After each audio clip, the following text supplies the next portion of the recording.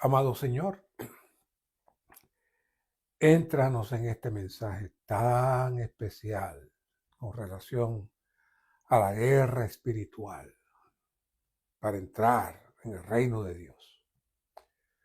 Danos tu percepción, danos tu guía, danos tu luz y sobre todo danos tu impartición para que todos los santos de diferentes lugares que estarán escuchando estos mensajes puedan recibir tu luz, puedan recibir tu hablar, puedan recibir tu guianza y tu dirección.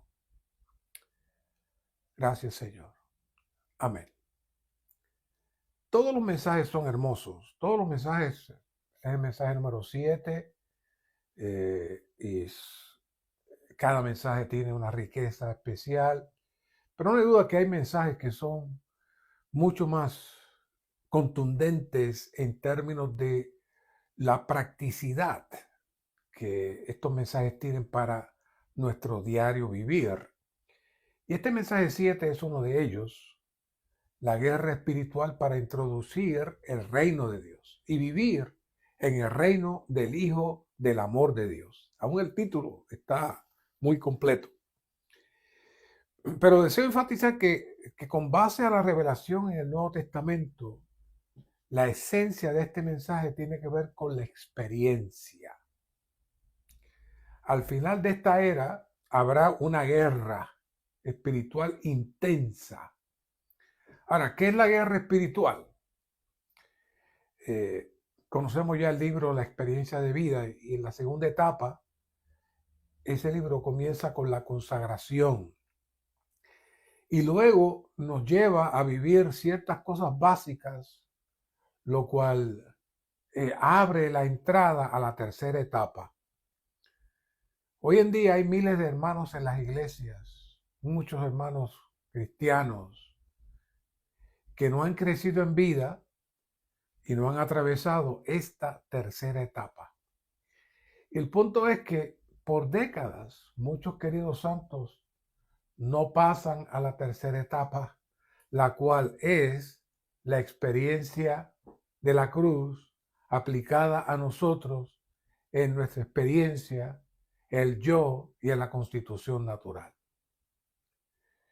Y el punto aquí es que cuando hayamos pasado por estos pasos, estaremos listos para entrar entonces a esta tercera etapa. Esta tercera etapa es crucial y para poder entrar en ella, para que podamos entrar a su vez en la guerra espiritual, necesitamos realmente estar claros dónde el Señor nos está llevando.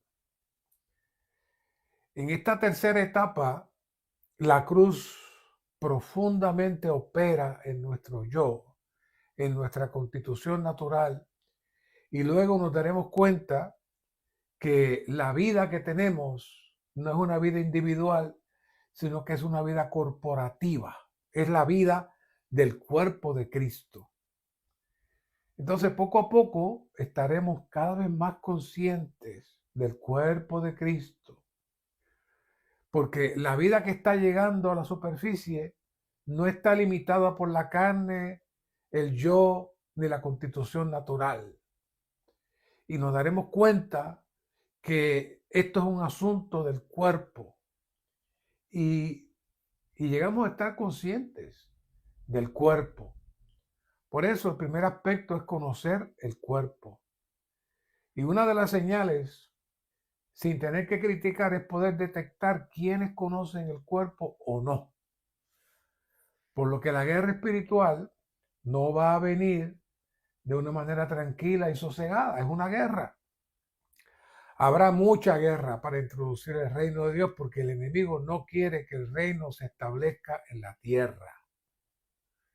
Y para eso hacen falta todos estos elementos de entrar en esta tercera etapa, entrar a la cruz y comenzar entonces nuestra función como ejército en el cuerpo de Cristo. Y podemos decir que este mensaje tiene dos partes cruciales. Primero, la guerra espiritual y luego el vivir en el Hijo del reino del amor de Dios. Estaremos tocando las dos partes. En esta atmósfera que Dios nos gobierna y puede llegar adelante su reino, estaremos experimentando todos los elementos necesarios para que esto se pueda llevar a cabo. Así que iniciamos con el número romano 1 y dice, el propósito de la guerra espiritual es introducir el reino de Dios. Mateo 6:10. Dice Mateo 6:10, venga tu reino, hágase tu voluntad como en el cielo, así también en la tierra. El reino de Dios y su voluntad están constantemente en armonía. Si hemos sido renovados y transformados, nuestra meta debe ser la voluntad de Dios. Pero eso conlleva una batalla de voluntades. Hay una guerra entre la voluntad de Dios y la voluntad de Satanás. Punto A dice, la guerra espiritual es necesaria porque la voluntad de Satanás se opone a la voluntad de Dios. Es decir, es necesaria en el sentido de que no podemos dejar que el enemigo asuma el control de su voluntad. Así que necesitamos establecer que esta guerra es necesaria para contrarrestar tal función y operación del enemigo. Punto B dice, la guerra espiritual tiene su fuente en el conflicto entre la voluntad divina y la voluntad satánica. Esta es la esencia de la guerra que se libra ahora mismo. ¿Dónde? Dentro de nosotros. Dentro de nosotros está esa guerra. Hemos dicho esto 1000 veces y lo tenemos que seguir repitiendo porque hay muchos queridos santos que se agregan, son nuevos y aún se nos olvidan las cositas. Así que el orgullo de Lucifer, como habíamos dicho, estando en una posición alta, de belleza, poco a poco fue trabajando dentro de él e hizo surgir una intención maligna y produjo entonces su voluntad, aparte de la voluntad de Dios. Como hemos mencionado en muchas ocasiones, el enemigo de Dios no es un ser autónomo y todopoderoso como lo es Dios. Él pensó, y uno pensaría que en la posición que él estaba, no hubiese pensado eso, pero él pensó por alguna razón que sí lo era.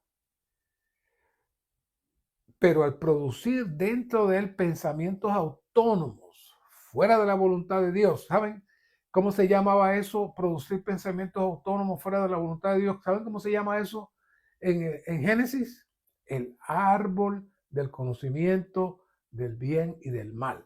Eso es producir pensamientos autónomos fuera de la voluntad de Dios. Le pregunté a alguien hace poco, ¿qué es el árbol de ciencia del bien y del mal? Me dio muchas buenas definiciones, pero esta es la definición más correcta.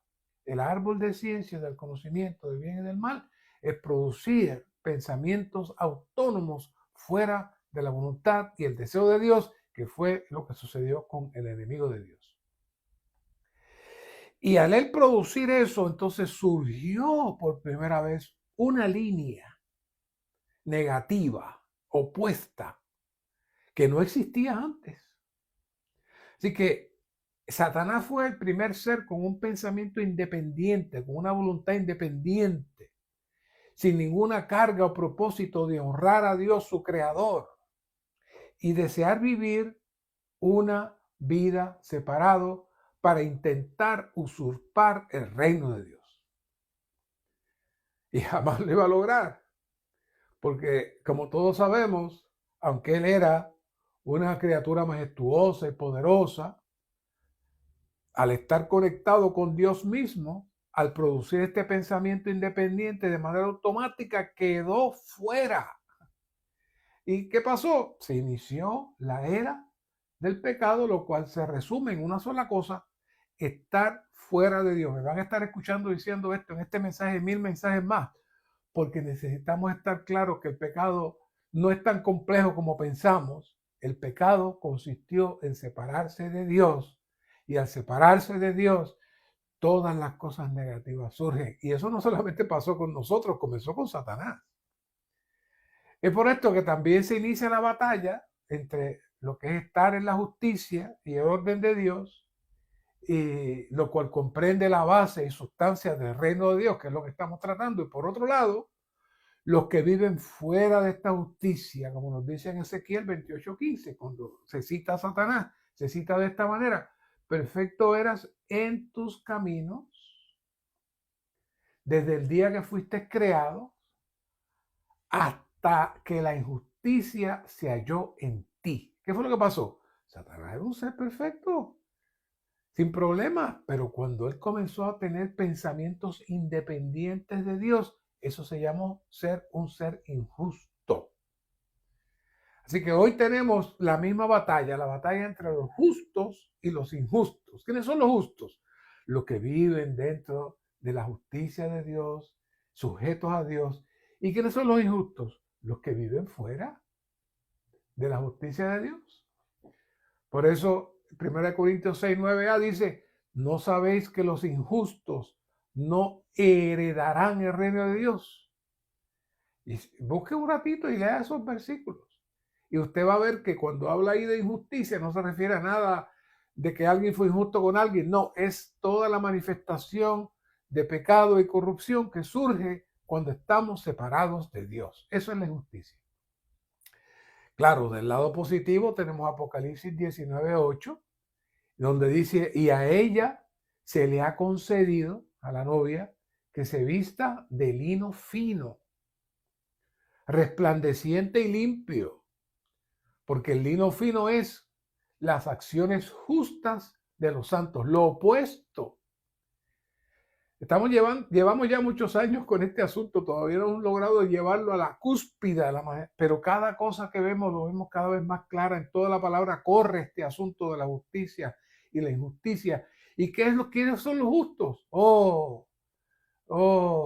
Los que viven las acciones justas. ¿Qué son las acciones justas? Vivir dentro del orden, la voluntad de Dios, que eso implica vivir en el reino de Dios. Todo está conectado.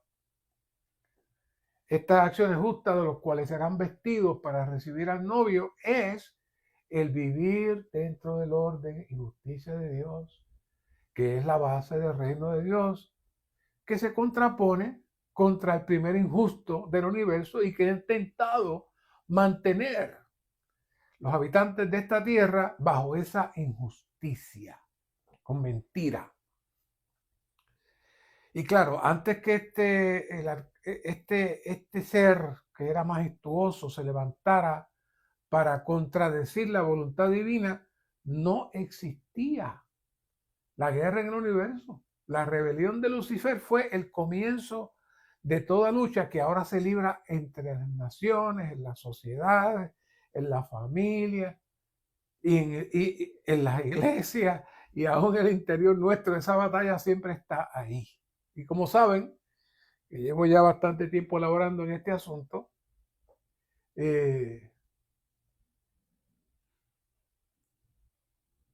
este asunto es clave para poder interpretar y ver lo que es la justicia de Dios y el orden de Dios. Pero tengo que confesar que mientras más hablo de este asunto, me doy cuenta que muchos santos lo escuchan y dicen: ah, sí, es cierto, eso es verdad. Pero necesitamos realmente profundizar en este asunto, porque de aquí comenzó todo y ha continuado todo y va a finalizar todo con este asunto entre lo que es la justicia y la injusticia, que es el tema principal precisamente de este mensaje.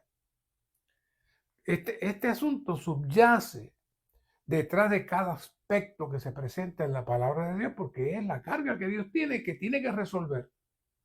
Y cuando tocamos este asunto de la guerra espiritual y no vamos al origen de esta guerra, entonces, que es que la criatura rebelde de Dios entra en injusticia, y entonces, si no vemos eso, entonces podemos tener muchas teorías, mucha teología, pero necesitamos darnos cuenta cuál es la base, cuál es el problema principal.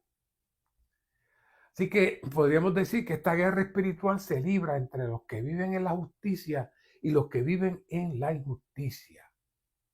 Y sabemos que el justo de los justos, el cual es Cristo, que vive en nosotros, nos hace entonces poder vivir en tal orden de justicia. Y este orden de justicia se da tanto en el mundo físico como en el mundo espiritual. Nace de nuestro espíritu para que vivamos tal vivir en este mundo físico. Hay una relación ahí. C. Dios quiere que su criatura, el hombre, lidie con su criatura caída, Satanás. Para esto, la voluntad humana debe estar firme del lado de la voluntad divina. Claro, una vez que nosotros somos regenerados, somos redimidos y regenerados, sobrepasamos la voluntad humana para venir a ser la voluntad de los Dios hombre. Porque si nos quedamos en la voluntad humana está fuera de Dios. Por eso se define la humanidad como todo aquel o aquellos que están fuera de Dios. Así que todos debemos tener una firme realización de que además de estar en el trono bajo la voluntad de Dios, fuimos creados, redimidos, regenerados, para que podamos vivir en y para la perfecta voluntad de Dios. En 1 de Pedro podemos ver que Pedro nos trae que fuimos creados para vivir en armonía con la voluntad de Dios. Y esta voluntad no puede estar, vivir en armonía con la voluntad de Dios no puede ser tibia, no puede ser sí, ahora sí, pero después no. No. Todos necesitamos estar claros que estamos en esta batalla. Y todos los que somos redimidos y regenerados debemos estar firmes al lado de la voluntad divina. Porque en el momento que entremos en dos voluntades, ya entonces estamos a favor del otro lado. Y deberíamos preguntarnos, todos los que hemos iniciado este camino, deberíamos preguntarnos,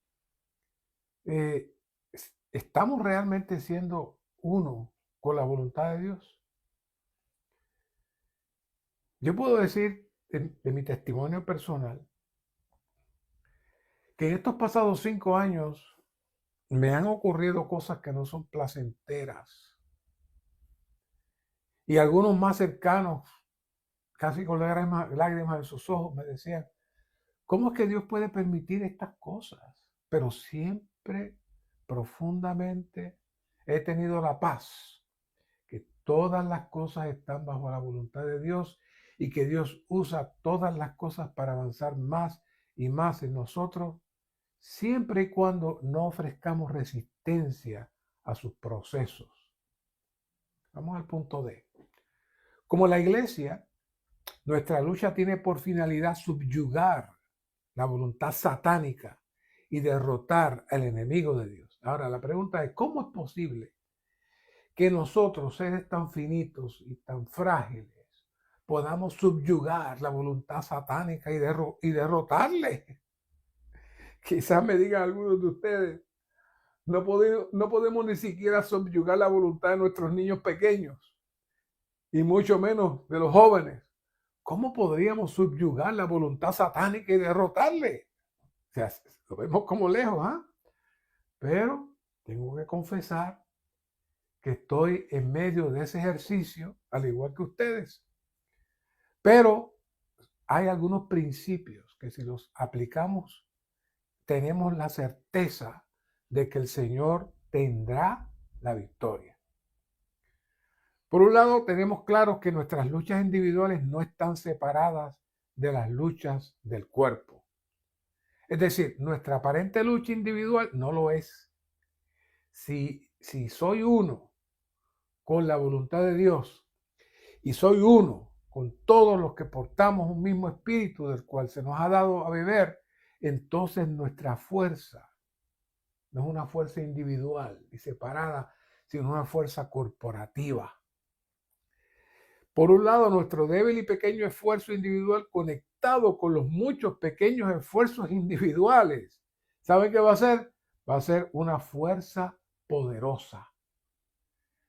Fuerza tal que, que nos va a permitir entrar en esta victoria. Hay que creer y confesar que en Dios ya Satanás está vencido en la cruz y todas las herramientas nos han sido dadas para que nosotros reclamemos tal victoria. Por eso cuando vemos estos versos podemos ver la seguridad del apóstol Pablo en cuanto a Cristo y su iglesia y sobre la victoria sobre el maligno. Pablo estaba claro en eso. Por eso vemos versos como estos. ¿Quién nos separará del amor de Cristo?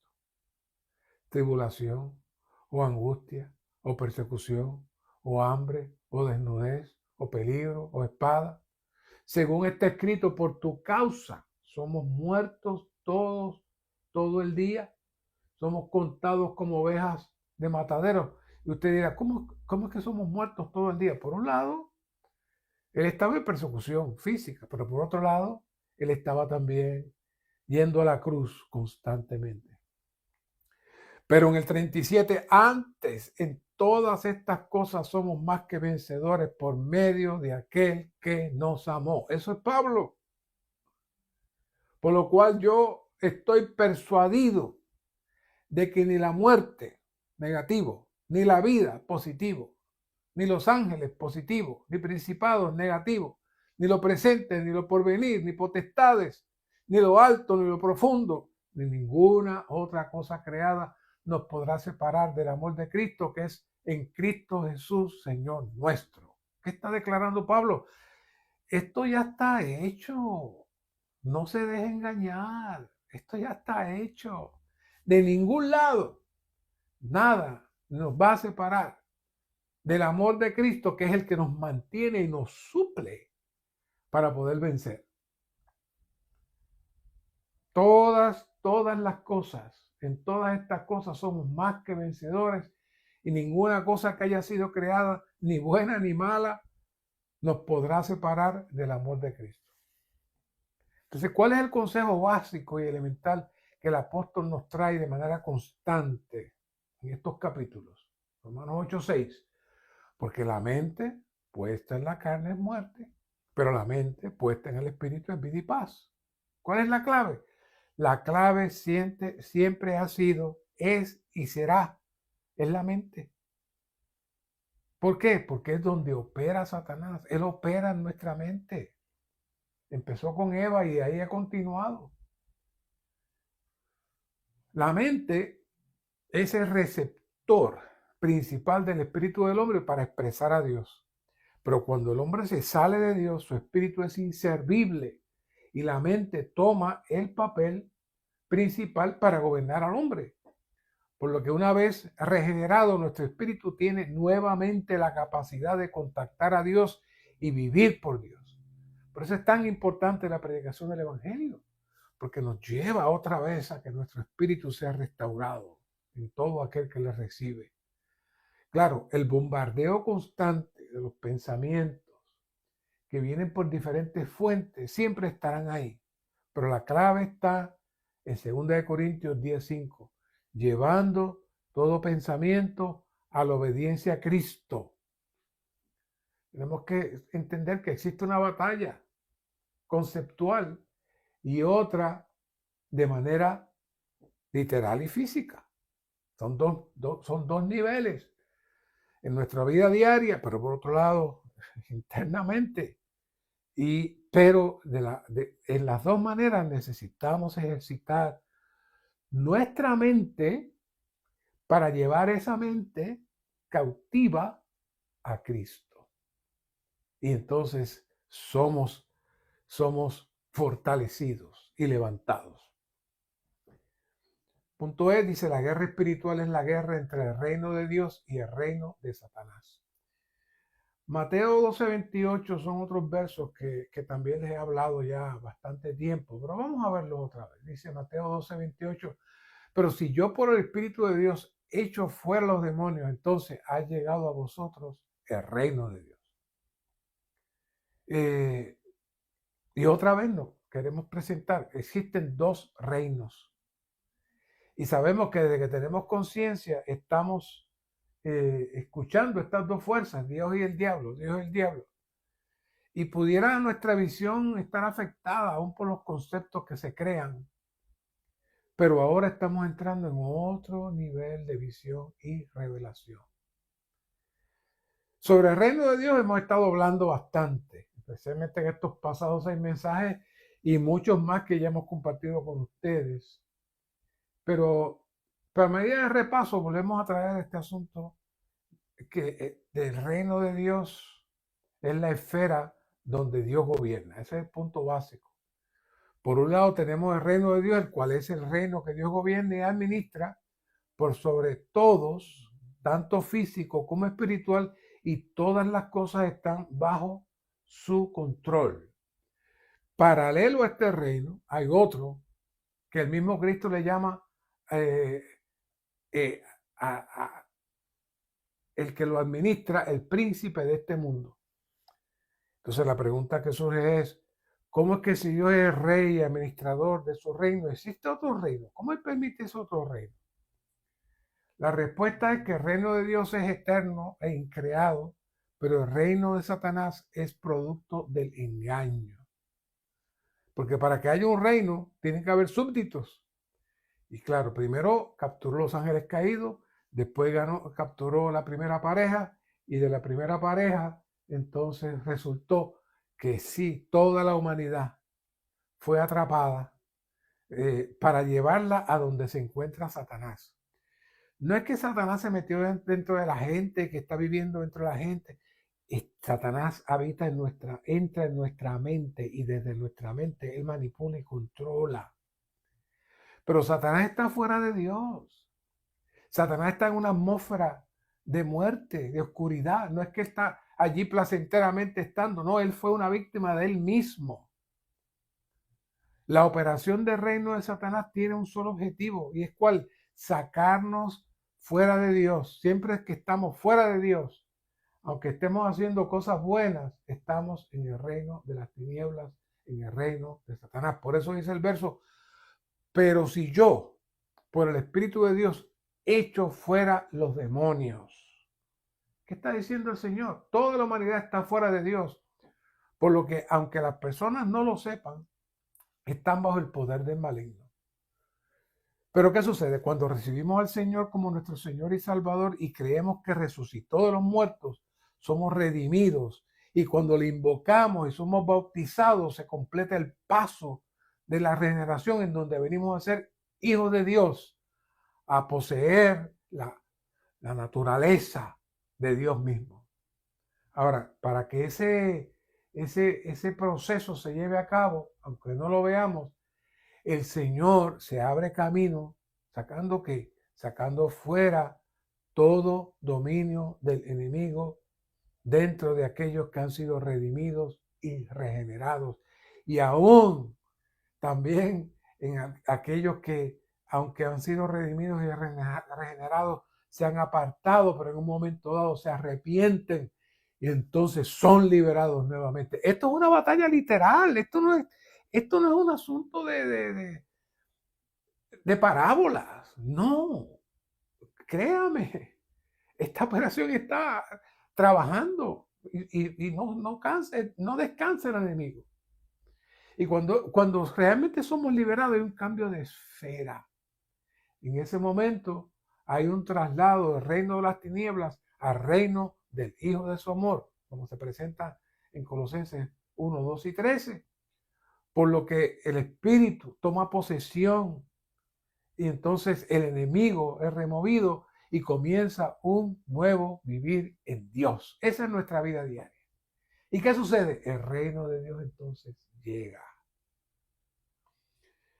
Ahora, no crea que esto llega una vez y por todas, no, esto ocurre constantemente en cada uno que recibe al Señor genuinamente y es bautizado. Por un lado, es liberado en ese momento de toda carga y atadura del enemigo y viene a ser parte del reino, pero por otro lado, esto es progresivo y depende si deseamos seguir avanzando. ¿Sabes? Hay una ilustración en Deuteronomio 7:28 muy interesante. Mira, mira cómo dice. Y Jehová tu Dios echará a estas naciones de delante de ti poco a poco, refiriéndose al pueblo de Israel. No podrás acabar con ellas enseguida, no sea que las fieras del campo se multipliquen contra ti. Y aquí hay una nota interesante de referencia a este versículo que se encuentra en Éxodo 23:29. Vea lo que dice. Dios no eliminará nuestra vida natural representada por las tribus paganas de una vez por todas, puesto, puesto que nos dejaría vacantes internamente y expuestos al peligro de ser usurpados por demonios, representados aquí por las bestias del campo. Dios elimina nuestra vida natural gradualmente, poco a poco, según el grado de nuestro crecimiento en la vida divina. Cuanto más Cristo aumenta en nosotros, más Él reemplazará nuestra vida natural. Es decir, que mientras va Él entrando, todo lo negativo va saliendo. Y estas ataduras espirituales van saliendo. Entonces esto nos lleva a los versos que están en Mateo 7, 21 y 23. Y este asunto de la liberación de demonios, cuando yo comencé en la vida cristiana hace muchos años, no tantos años, pero hace muchos años, visitaba algunos grupos que practicaban echar fuera demonios. Y le digo que yo mismo practiqué este asunto, esas prácticas. Y aunque suena muy impresionante, cuando yo le hablo esto a los jóvenes, ellos dicen, de verdad, hermano, que usted, sí, eso realmente no es tan espectacular como uno piensa, como lo presenta Hollywood. Esas prácticas a largo plazo nunca pueden producir un fruto permanente.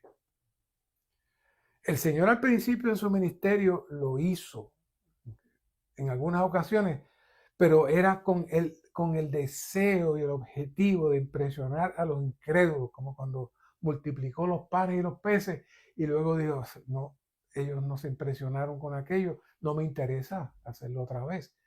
Así que el Señor por etapas, cuando se habló lenguas en Hechos, y aún se habló lenguas por algún tiempo, no muy largo, especialmente en Corintios, pero eventualmente todas eran cosas externas con intención de atraer a los incrédulos cuando vieran estas cosas sobrenaturales. Pero a medida que fue avanzando los evangelios, especialmente de Pablo y de Juan, no encontramos ya nada de estas cosas. Ahora, cuando llegamos a Mateo 7, 21 y 23, ocurre algo muy sorpresivo.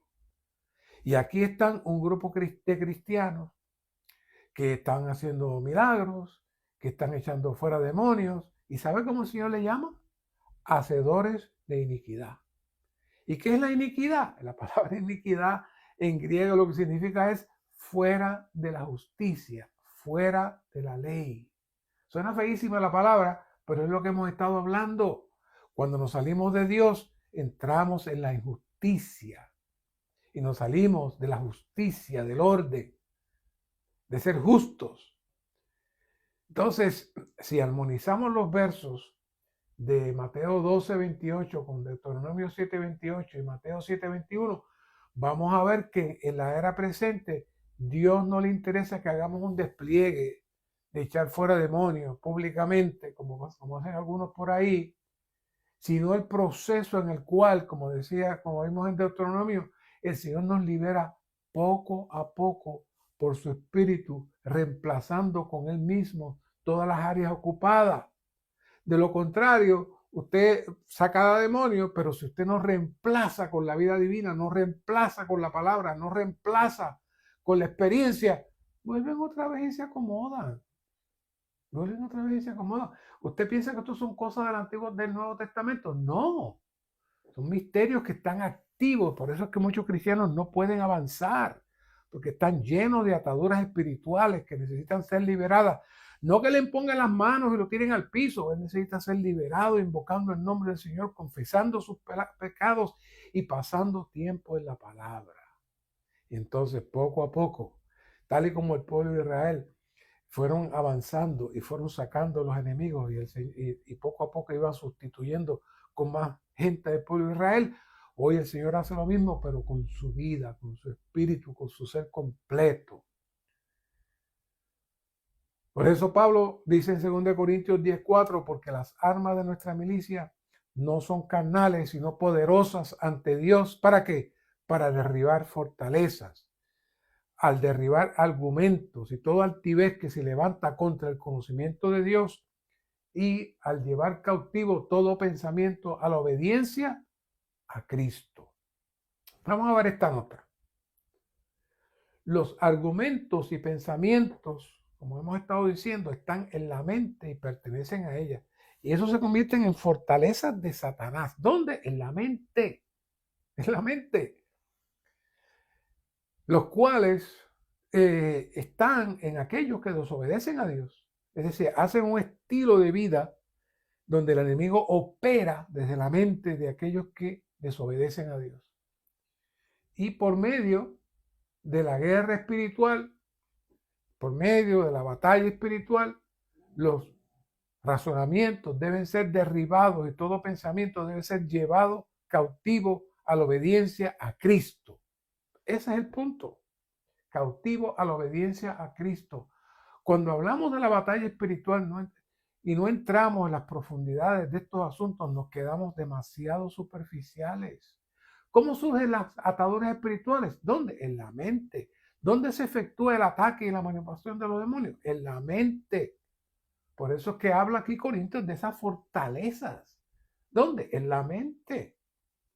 La mente es el único lugar que el enemigo de Dios y sus ayudantes operan.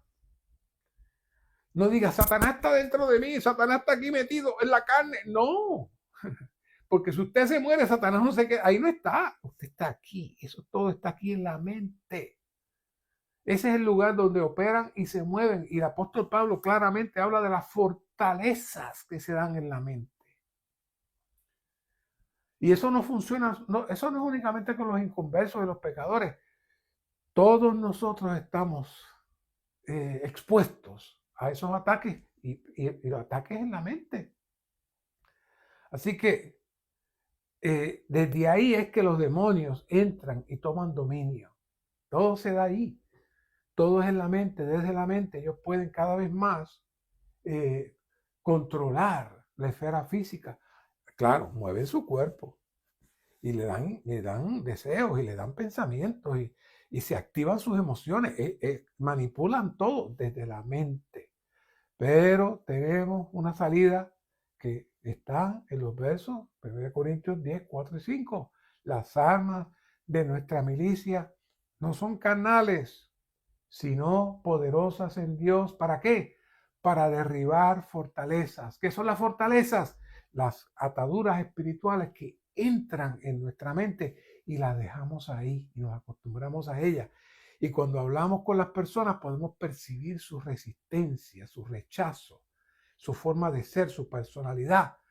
Pero cuando llevamos todo pensamiento cautivo a Cristo, recibimos liberación.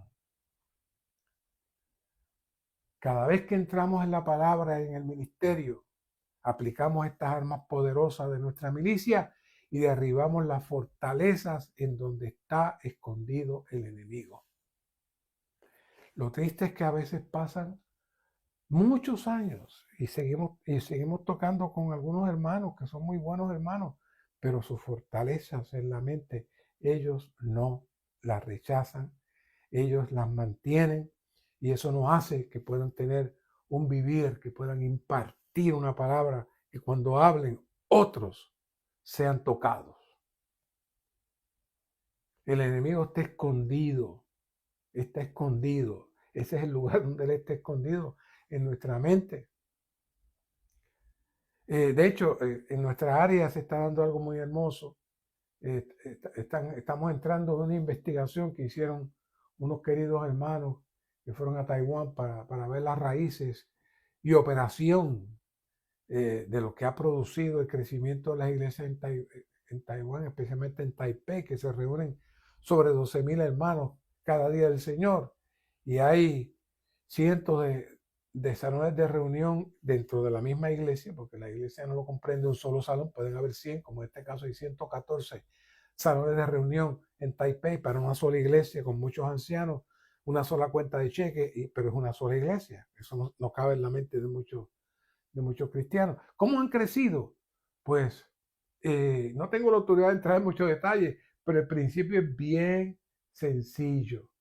Ocupar la mente en el Señor por lo menos 15 minutos cada día, en la palabra, en los estudios vida, cada día. La consistencia es la clave.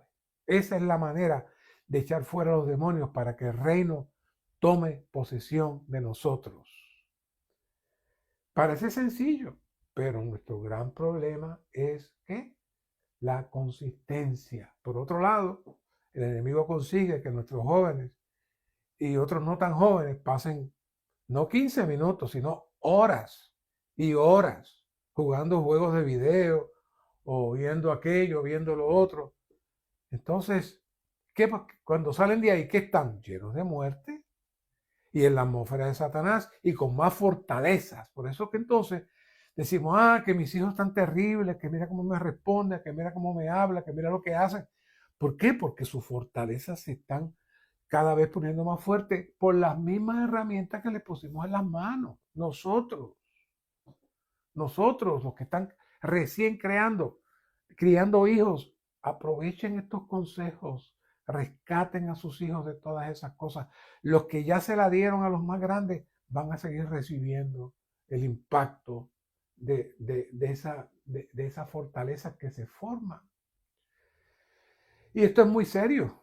Y lamentablemente muchos padres ven esto como su desahogo, de asunto le compran tremendos juegos de máquinas y todo, y los hijos pasan horas y horas ahí jugando. Y luego cuando esos hijos reaccionan en contra del Señor y falta de respeto hacia ellos no entienden. ¿Por qué? ¿Por qué? Porque crearon fortalezas en su mente. Dice aquí, el reino de Dios está en contra del reino de Satanás. ¿Estamos claros en eso? El reino de Dios es eterno, tanto en tiempo como en espacio. El reino de Satanás no es eterno. ¿Por qué el reino de Satanás no es eterno? Y hemos hablado mucho de que a veces le damos demasiada fuerza y cosas a Satanás que no tiene. El reino de Satanás no puede ser eterno porque no tiene vida en sí mismo.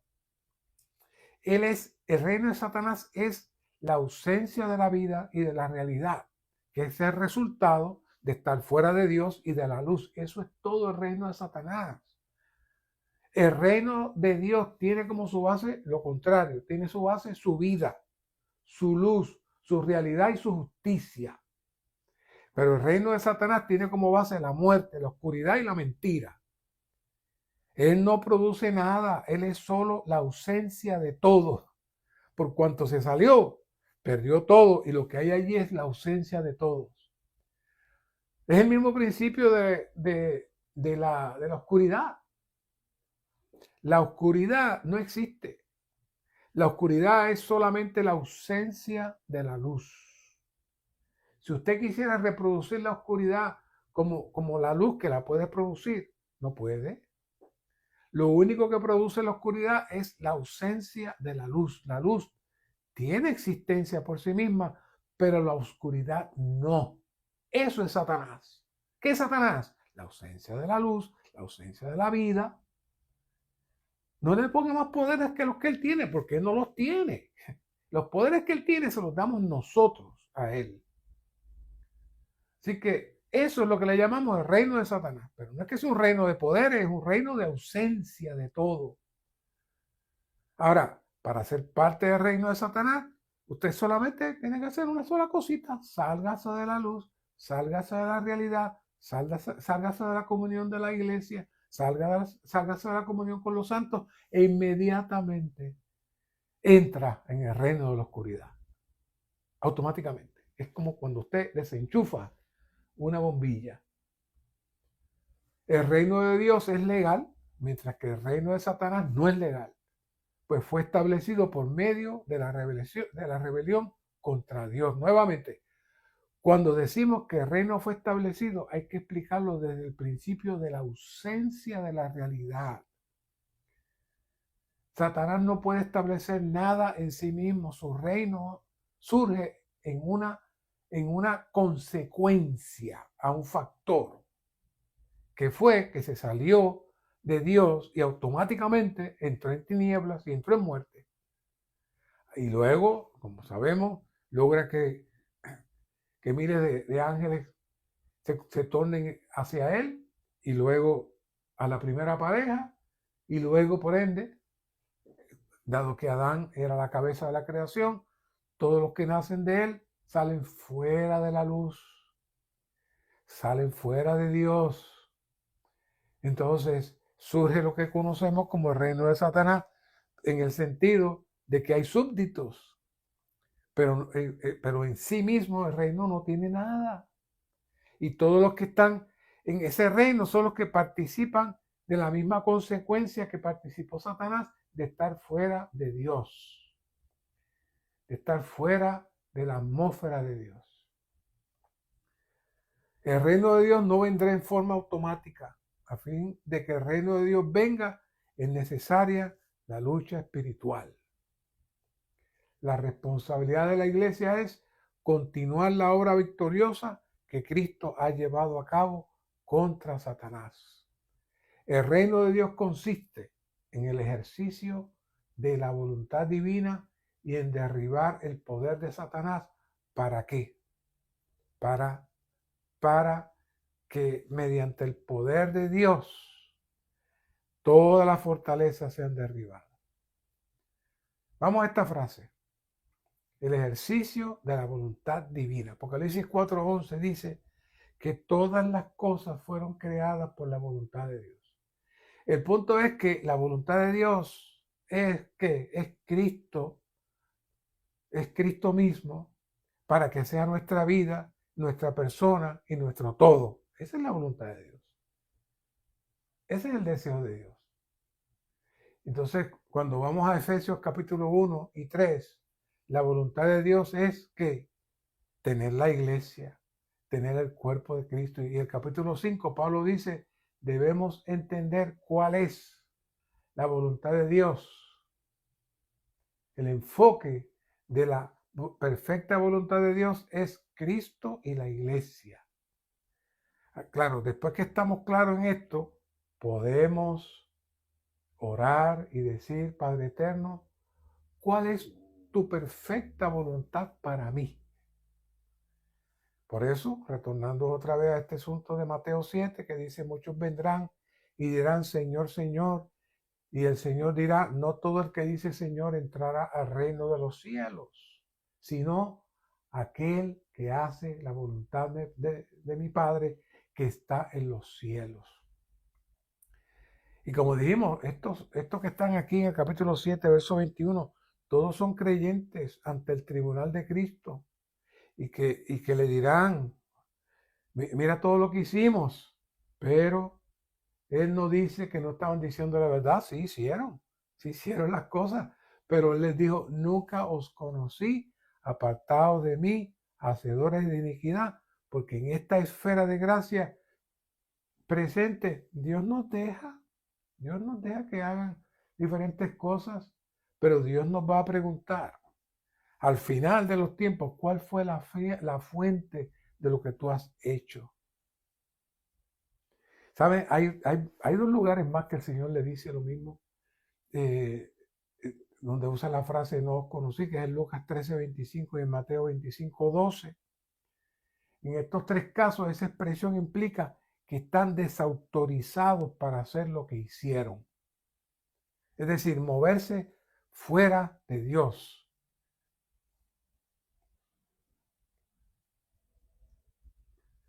En esta presentación los hermanos recordaron el testimonio del hermano Lee, cuando en 1948, en la cercanía de la invasión comunista en China, el hermano Lee le pide al hermano Lee que salga, que fuera de China. Eran dos opciones en aquel momento, Hong Kong o Taiwán. El hermano Lee escogió Taiwán.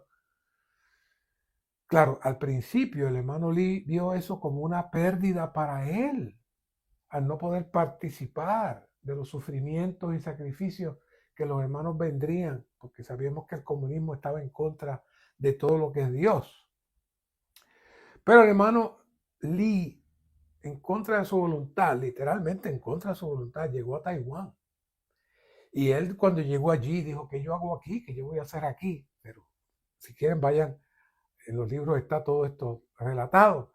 Pero Dios bendijo a nuestro hermano con un mover para su recobro que aún hoy sigue dando fruto por toda la tierra. Yo fui en el 89 a Taiwán, estuve un par de semanas allí, y de todas las cosas que me impresionó fue ver a todos aquellos jóvenes con un deseo, jóvenes chinos, con un deseo de aprender idiomas para ellos salir a predicar el evangelio. Algunos se me acercaban tratando de hablar español conmigo, porque ellos querían salir. Y sí, salieron. Y fueron a Chile, y han ido a Centroamérica, y han ido a muchas partes. Han sido de mucha ayuda para el cuerpo de Cristo. ¿Por qué? Porque el hermano Lee aceptó la voluntad de Dios y Dios pudo moverse. Dios pudo moverse. Así que cuando buscamos su voluntad para nosotros, siempre debemos preguntarnos si lo que deseamos está en armonía con la voluntad de Dios para cumplir su propósito. Punto 5 dice, donde quiera que el diablo ha sido echado fuera y donde quiera que la obra del enemigo ha sido desplazada por el poder de Dios, allí está el reino de Dios. Mateo 12:28.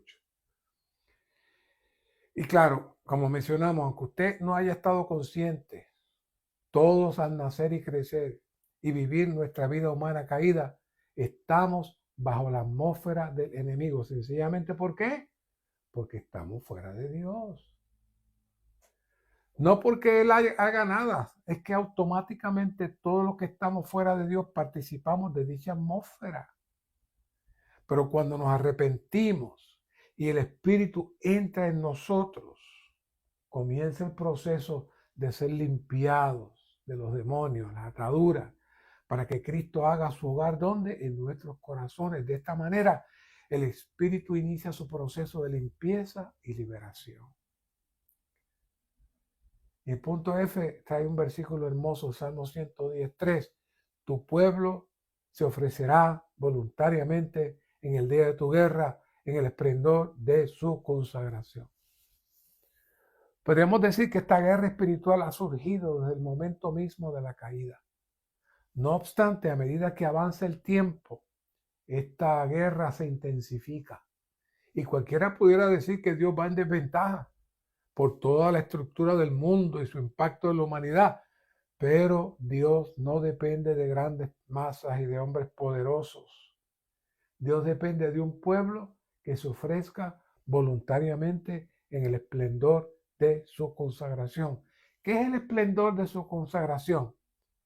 En un pueblo, como vimos en el mensaje pasado, que ha sido ungido, consagrado, santificado y está sirviendo en el reino de sacerdotes en armonía con el deseo de Dios en su plan y su economía, con esos son los que Dios tiene para vencer hoy. Hoy es el día de la guerra, no piensa que es para el futuro. La de Armagedón y todo eso que viene, viene, pero la guerra más grande la estamos librando hoy aquí. La fuerza de estos no depende de su cantidad, sino de su entrega y su consagración. ¿Y qué es la consagración? Haber permitido que el Espíritu compuesto haya entrado, sacado las ataduras, nos haya limpiado y nos siga limpiando y que nos hayamos entregado completamente a Él. Punto 1 dice, en un sentido espiritual, ahora estamos en el día de la guerra de Cristo y necesitamos ser una ofrenda de libre albedrío, es decir, de libre voluntad, una ofrenda voluntaria para Él. 2. A fin de librar la guerra espiritual para derrotar al enemigo de Dios e introducir el reino de Dios, necesitamos una consagración absoluta y cabal. Y vuelvo y les digo, las consagraciones no se hacen porque usted lo dice, ay, yo me consagro a ti. No, la consagración, según vimos ahí en Éxodo 28, es la que hace el Espíritu y que va sacando poco a poco todas las cosas del enemigo y entrando y sustituyendo a Dios cada vez más. Usted se consagra por dentro y también se puede consagrar por fuera. Esa es la consagración que está llena del esplendor que nos habla el Salmo 110:3, perdón. Número romano 2, el Padre nos ha librado de la autoridad de las tinieblas y nos ha trasladado al reino del Hijo de su amor. El tema es vivir en la realidad del reino, es el tema de este entrenamiento. Y la realidad del reino es la esencia de la esfera del Hijo de su amor. Ahora Dios nos gobierna no con poder, no con fuerza, sino con su amor. Esa es la base. Todos los que hemos sido regenerados tenemos la capacidad de percibir el reino del Hijo de su amor. Cada cosa que nos sucede, aunque no lo comprendamos, está relacionado a esta operación del Hijo de su amor. He tenido la maravillosa experiencia de haber estado en medio de hermanos con situaciones muy difíciles, situaciones que aún permanecen en la memoria de otros, pero de manera calmada y apacible, dentro de un periodo lento pero consistente, esa persona va entrando en otra esfera de disfrute y arrepentimiento. ¿Cómo se logró eso? Solo por el amor del Hijo. Lamentablemente, nosotros no tenemos tal amor, pues aunque la persona haya dado fruto de arrepentimiento, seguimos recordando sus errores y dudando de lo que Dios pudo haber hecho. Eso es terrible. Dice aquí, la autoridad de las tinieblas denota la autoridad de Satanás. Dios es luz y Satanás es tinieblas. Satanás es tinieblas porque se desconectó, pero Dios es luz porque Él la genera y la produce. La autoridad de las tinieblas de Satanás es la autoridad de maldad en las regiones celestes, en el aire. Es una esfera inferior, como yo hablaba con los hermanos esta mañana. El aire es una esfera inferior en el cual Satanás tiene autoridad sobre el mundo físico. Y no se olvide, nuestra mente, voluntad y emoción, aunque usted siente que está dentro de usted, es parte del mundo físico por el cual el enemigo tiene acceso. Y esta mañana hablábamos, en unos mensajes que ya hablamos sobre las puertas del Hades. Todas esas áreas se convierten en puertas para que el enemigo entre cuando nosotros las abrimos. No es que él puede entrar porque le da la gana, nosotros las abrimos. 2. La autoridad de maldad, de rebelión en las regiones celestes es el reino de Satanás. Suena grande el reino de Satanás, pero el reino de Satanás no es otra cosa que la ausencia de Dios y los que están fuera de Dios. La autoridad de maldad, de rebelión en las regiones celestes es el reino de Satanás, la autoridad de las tinieblas. Ser liberado de la autoridad de las tinieblas es ser librado del diablo, quien tiene imperio de la muerte. ¿Cómo nos libramos del diablo? Entrando en Cristo, permaneciendo en Él, poniendo nuestra mente en el Espíritu y ya se desconecta. Nosotros nos desconectamos entonces al revés. Antes estábamos conectados a Dios y nos desconectamos. Ahora estamos al revés. Ahora nos desconectamos de toda la tiniebla y entramos otra vez a la luz. ¿No es maravilloso? Hemos sido librados del diablo por la muerte de Cristo y por la vida de Cristo en resurrección, que se convierte entonces en la realidad, en la vida, en la luz, dentro de nosotros. Recordando algunos mensajitos anteriores para refrescarle la memoria, les hemos traído que el gran pecado del universo es uno solo, que es habernos salido de la esfera de la gloria y del reino de Dios, como dice Romanos 3:23, porque todos han pecado y carecen de la gloria de Dios. Aquí está descrito todo el problema. ¿Cuándo fue que pecamos? ¿Ah? ¿Cuándo salimos de la atmósfera de Dios? En el momento que nosotros empezamos a movernos en nuestra mente y en nuestros pensamientos, nos salimos de la atmósfera de Dios, comenzando con Adán y su esposa, y luego todos los que nacen nacimos fuera de la atmósfera de Dios. Y nos sacó de la gloria de Dios. ¿Qué es la gloria? La gloria es Dios mismo en su esencia y vida. Y por eso es que la meta de Dios, ¿saben qué es? Es que seamos glorificados, es decir, que regresemos de donde salimos.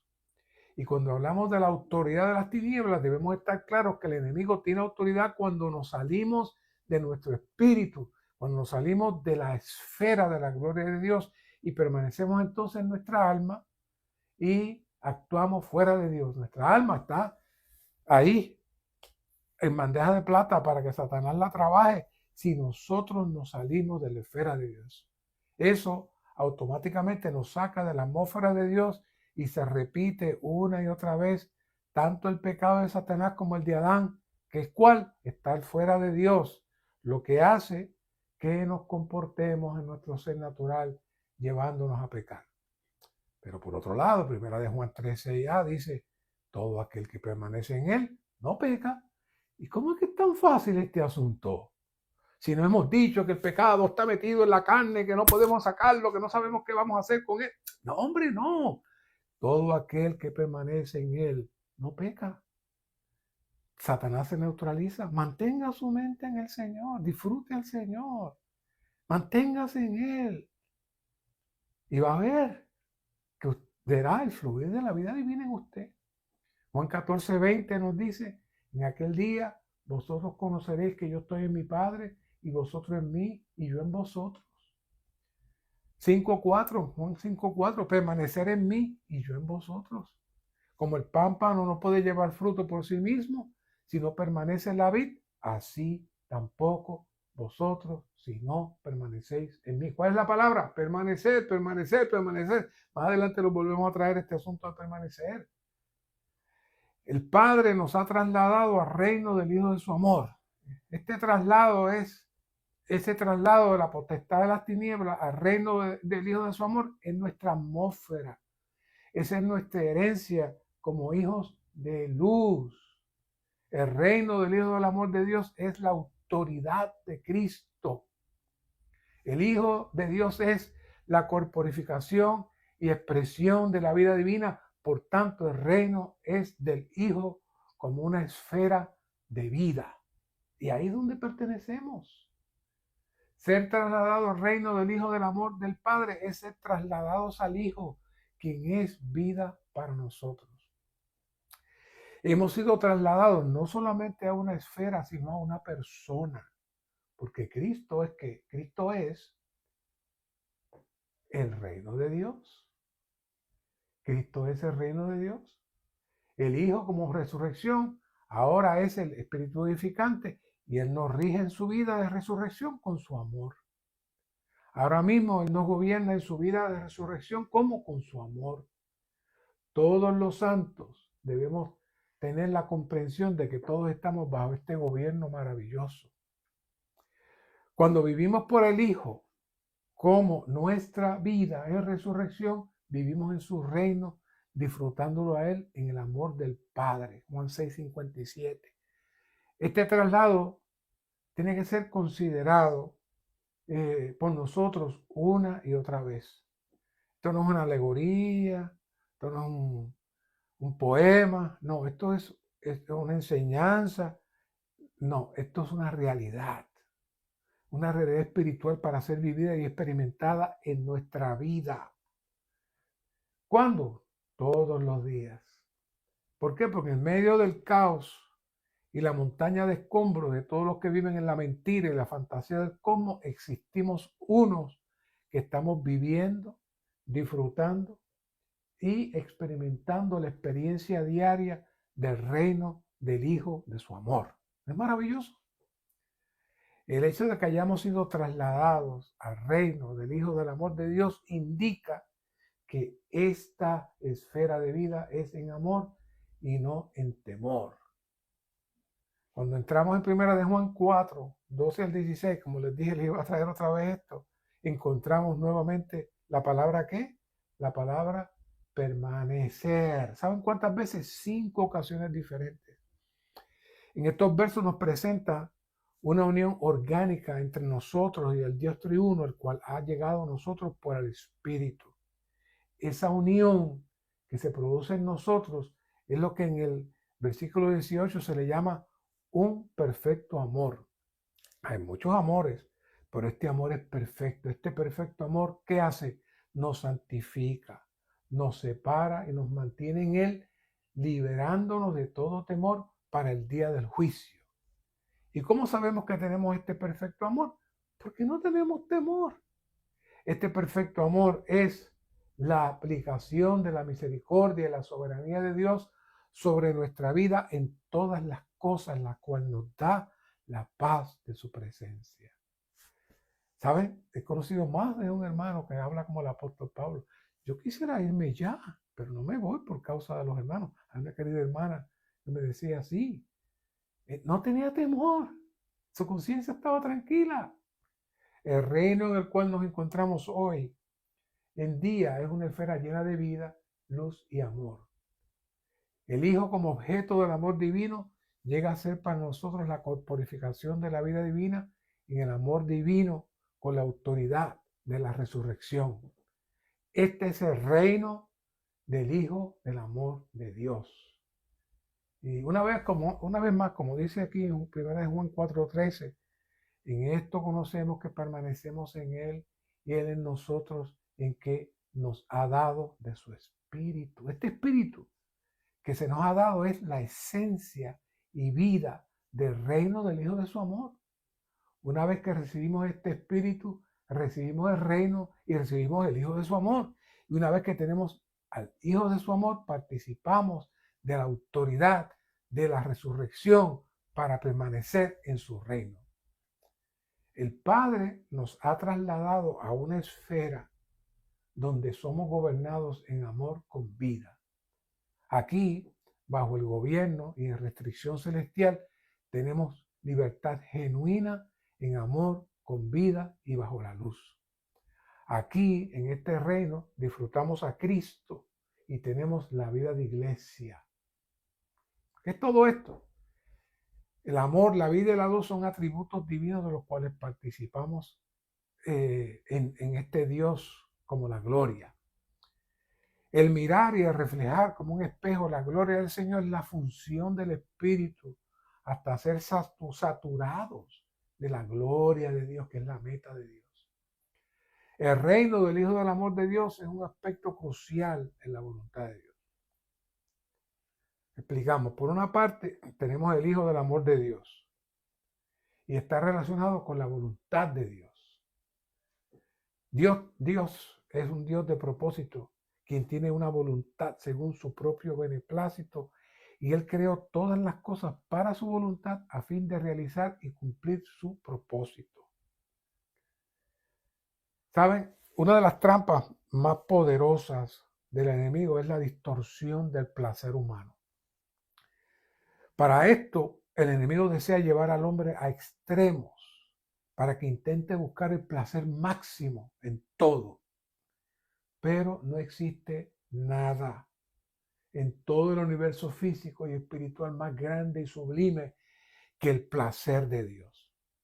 Cuando entramos en armonía con la voluntad de Dios, también nos hacemos partícipes de su placer, es decir, de su beneplácito o buen placer, que llega a ser nuestro placer, el cual derriba, derrota y destruye todo lo relacionado al falso placer humano. Cuando estamos en su voluntad, participamos de su buen placer y entramos en su gozo. Aquí hay un punto 2, dice, la voluntad eterna del Padre es edificar la iglesia sobre Cristo el Hijo, quien es la roca. 3, la voluntad de Dios es obtener un cuerpo para Cristo que sea su plenitud y su expresión. 4, el reino es absolutamente un asunto de la voluntad de Dios y cumple por completo su voluntad. De hecho, el reino es la voluntad de Dios. Claro, el reino es un asunto de la voluntad de Dios. Por tanto, si obedecemos la voluntad de Dios, vivimos en el reino. Si vivimos en el reino, estamos honrando la voluntad de Dios. Esto no se puede separar. Claro, este punto eh, es un punto crucial, porque la voluntad de Dios no está amarrada necesariamente con nuestras necesidades y deseos particulares. Todos decimos, Señor, si tú me concedes esto, Señor, si tú me dieras esto, Señor, si tú me dieras aquello. Pero tenemos que darnos cuenta que todas las cosas tienen que operar conforme a su voluntad. He escuchado en algunas ocasiones a algunos queridos santos que se mudan a cierto lugar y dicen, esperamos que el Señor haga su voluntad en este lugar y que Él sea glorificado. Aquí todavía no hay iglesia y nos mudamos aquí para ver qué el Señor va a hacer. Esas son excusas porque ellos querían mudarse ahí de todas maneras. Esto fue para tratar de justificar su mudanza, pero al cabo de un tiempo vemos que se mudan otra vez porque no le fue bien en ese lugar. Entonces, ¿de quién era la voluntad de haberse mudado de ese lugar? ¿De Dios o de ellos? Pues de ellos. Pero la disfrazaron con una posible voluntad de Dios, de que todo lo que hacemos, pero hermanos, todo lo que hacemos y decimos tendrán que dar cuenta en el día del juicio, como dice Mateo 12:36. Por ser el pueblo del reino, punto 5, quienes vivimos en el reino del Hijo del amor de Dios, estamos aquí en la tierra para hacer la voluntad de Dios. En el reino del Hijo del amor de Dios hay una sola persona, el Cristo todo inclusivo y un solo camino. ¿Sabes cuál es ese camino? La cruz. La única persona, la única persona es Cristo como el centro, el enfoque de todo el universo. La intención de Dios no es darnos muchos ítems, Él tiene la intención de darnos una persona, el Cristo todo inclusivo. Este punto es bien crucial. La cruz es el centro del gobierno de Dios. Vamos a leer estos puntos. Punto 3a. Por medio de la cruz, Dios le puso fin a todo lo negativo en el universo. B. Dios gobierna todo por medio de la cruz y le da fin a todo por medio de la cruz. Este punto, de verdad, no tiene manera que pueda explicarse en detalle en lo que queda de este mensaje. Es demasiado profundo. Pero vamos a intentar traer algunos puntitos. Ya habíamos dicho que Dios gobierna por medio de su amor, pero aquí dice que Dios nos gobierna por medio de la cruz. Esto es, una vez que entramos en la esfera del amor de Dios, entonces estamos listos para ser puestos en la cruz, para que la muerte abra paso a la vida de Dios y pueda gobernar en nosotros. Dios tiene la cruz como el medio para que podamos entrar en su esfera. El problema del hombre es que nació en la vieja creación. En Cristo fuimos salvos y regenerados, pero aún se requiere que la cruz siga trabajando en nosotros hasta que todo lo viejo desaparezca y Cristo sea todo en todos. La realidad es que durante toda nuestra vida Dios desea ganarnos, pero Él no lo hace de manera impositiva. Él espera por nosotros para que voluntariamente nos sujetemos a su deseo. Esto produce que nuestro viejo hombre sea anulado y sin efecto para que el nuevo hombre sea manifestado y armonice con la voluntad de Dios. Punto E, en el reino del Hijo del amor de Dios, Cristo tiene en primer lugar la preeminencia en todo.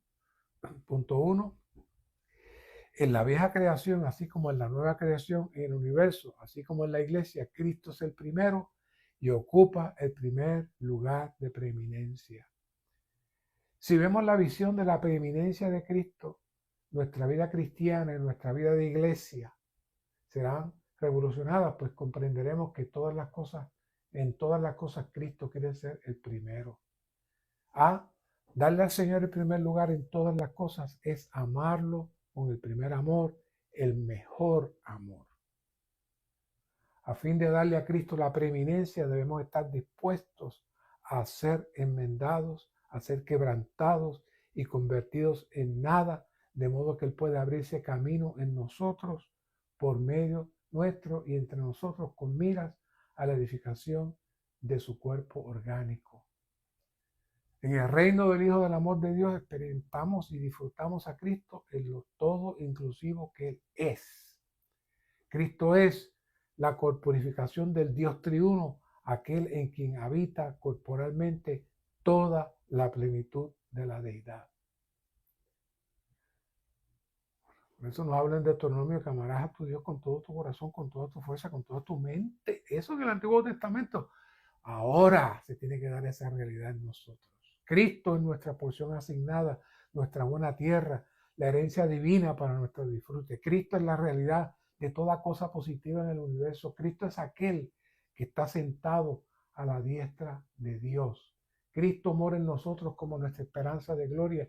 Cristo es nuestra vida. Cristo es el elemento constitutivo del único y nuevo hombre. Cristo es todo. Entramos en esta esfera y entramos entonces en la realidad de todas las cosas. Esperamos que este mensaje el Señor pueda haber ganado en nosotros y pueda el Señor permitirnos vivir en la esfera de la realidad del reino de Dios. Gracias, Señor, por este mensaje. Éntranos en tal realidad. Éntranos, Señor. Sácanos de la mentira satánica. Sácanos de la mentira de este cosmos que se disfraza, pero realmente es basura y es muerte. Gracias, Señor. Amén.